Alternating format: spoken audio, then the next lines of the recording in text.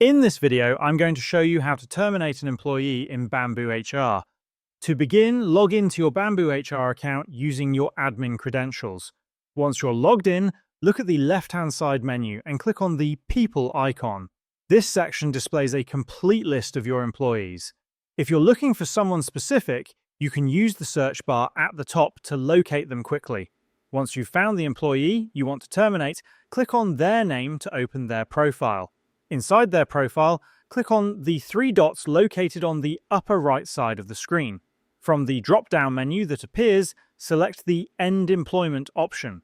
A pop-up window will now appear where you can enter the termination details. The first field is the effective date, which represents the employee's last working day. Click on the calendar icon and select the appropriate date.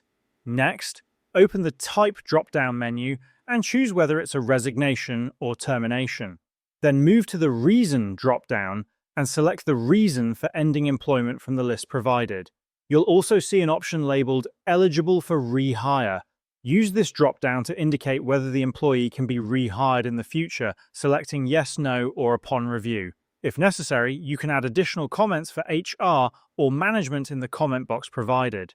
Once everything looks correct, click on End Employment. After confirming, you'll see that the employee's profile picture now displays the label Inactive, meaning they no longer work for your company. Their data remains stored in BambooHR and can be accessed anytime if needed.